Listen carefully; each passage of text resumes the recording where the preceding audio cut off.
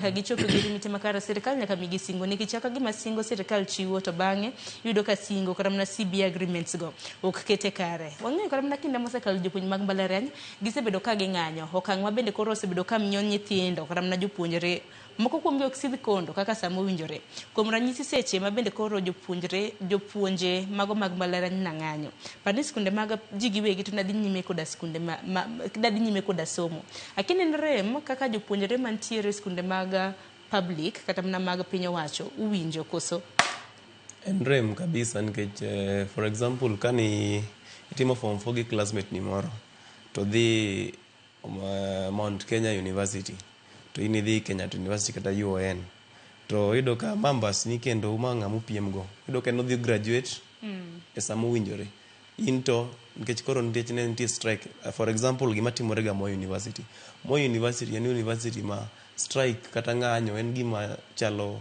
kawaida en gima en norm Moi University do ka ng'ato kana donjo Moi ka 2012 nyaka sani pok graduate nikech en ng'anyo ma koro inoko lecturers wane koro ng'anyo university other 40 public universities gi koro wawinjo rem nikech mbese omo piem go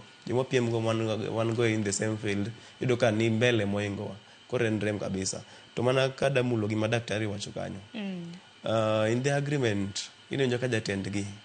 LLB nyinge mang'eny go te wasonga ne wacho ni by Tuesday ka agreement no okochopo kare gichako dhi luongo ng'anyo to mani ng'eno gima pod oketo nyithindo moko otamogi kata idho gari girito Tuesday irito idho gari ka deal no osebedo signed to university osegolo notice no tarik 10 men Monday classes ochakore ma kichopo chopo university mora on Monday saa 2 classes dhi mbele nyathi moro to ni Nyanza kata ni Kisii kata ni mana Turkana rito ni Tuesday be agreement ochopo kare koro jogo pod bagowa watugo game moro kae gi nyithindo moko winjore tan gima pod adwa kwajiwo nyithindo ka to koro wadhi pogore paro gi lecturers koro mathin nyithindo kata man university students ma ngimau jogi tugo gi ngimawa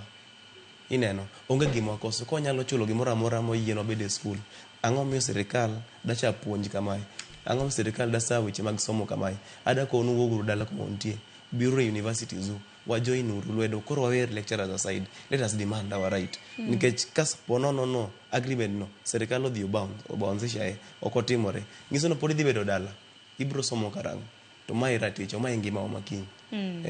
kora nakwa unu duga kuonde musome mondo wariwre uru kaka jopuonjre koro wa demand our right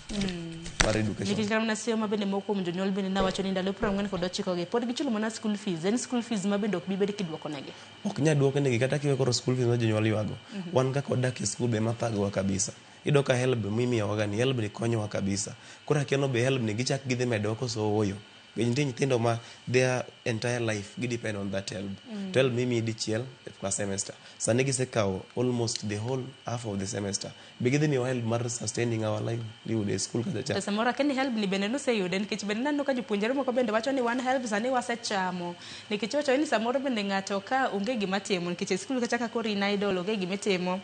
ene na paro mana ni koro ayudo omenda kanye to omenda na biro bedo ka timo godang'o kin mamoko kendo makosa mane gitimo this academic year help no biro kata pod jini dala mangiso no in the first 3 weeks help ni se budget go maber to in the first 3 weeks amuonyo temo lal kabisa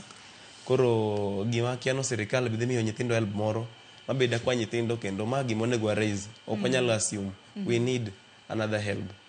bang kusetiyo gi macha don koro discipline iwacho ni how are you disciplined with money what is the purpose of help and